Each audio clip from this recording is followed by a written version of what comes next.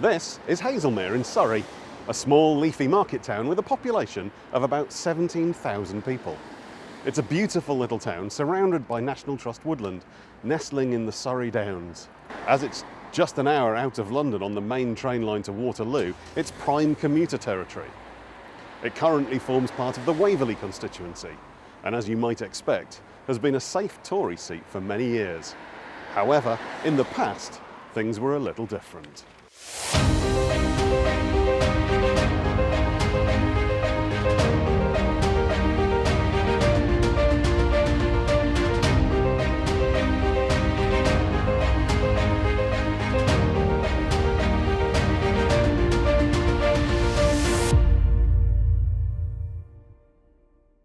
This fairly innocuous-looking building is a lot older than it seems. In the 1750s, it was the Red Cow Inn, a building that became famous for the role it played in the election of 1754. For several centuries before the Representation of the People Act of 1832 that reformed the electoral processes in the UK, there were a number of parliamentary seats that were elected by boroughs that had hardly any voters. These tended to be controlled by local landowners and were known as rotten boroughs. Haslemere was one. Throughout the 17th century, the Moore family, holders of the Manor of Godalming, were the local lords, and as such, essentially controlled the voting rights for the town. Haslemere returned 2 members of Parliament, and both tended to be one or other of the Moore family. Until 1722. General James Oglethorpe, who once fought a duel to the death right here in Haslemere High Street, and later in life went on to found the colony of Georgia, wanted to become a Member of Parliament. MPs weren't paid a salary, but did often find themselves in line for large bribes from people looking to influence their votes.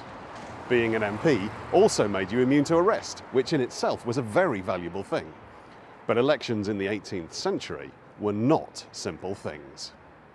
Officially, to be eligible to vote, you had to be male, over 21, and the owner of freehold property worth over 40 shillings a year.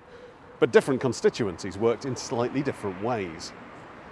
In Haslemere, voting rights were attached to specific properties known as burgages. It was the owners of these individual properties that had the right to cast votes. When you registered to vote, you stated the name of the burgage you owned.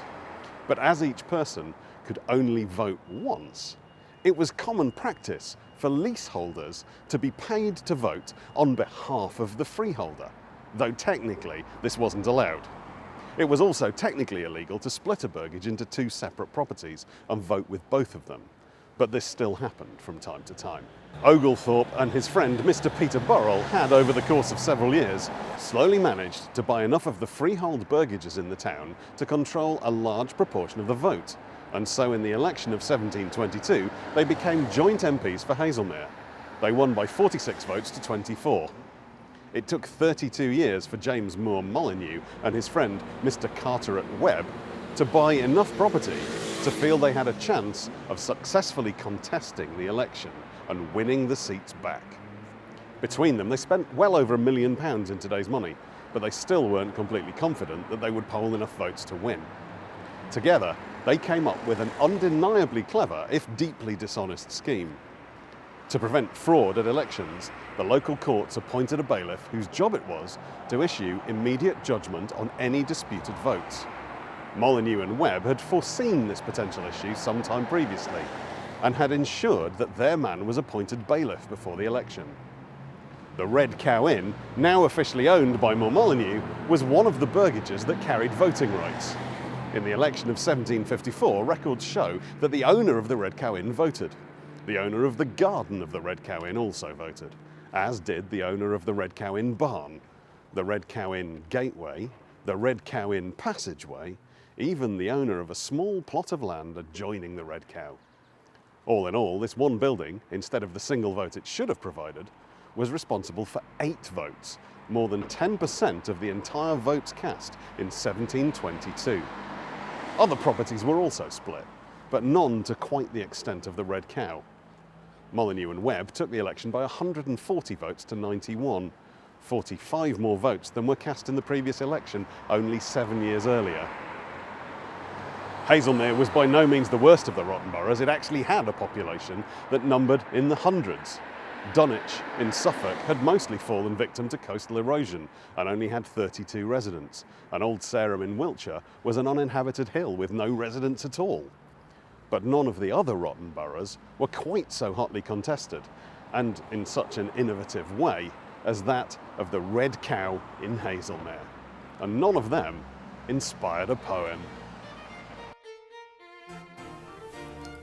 But what must make the stoutest quake, and all with horror gape? At one strange birth this cow cast forth 8 calves in human shape.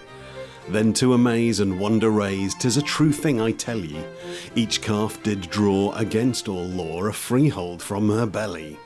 For in this cow each did somehow a tenement possess. How big this beast must be, at least, from thence, sirs, you must guess. The crew marched out, a horrid rout, no bear's cubs could be bolder. Each calf did vote, and swear by rote, he was a good freeholder.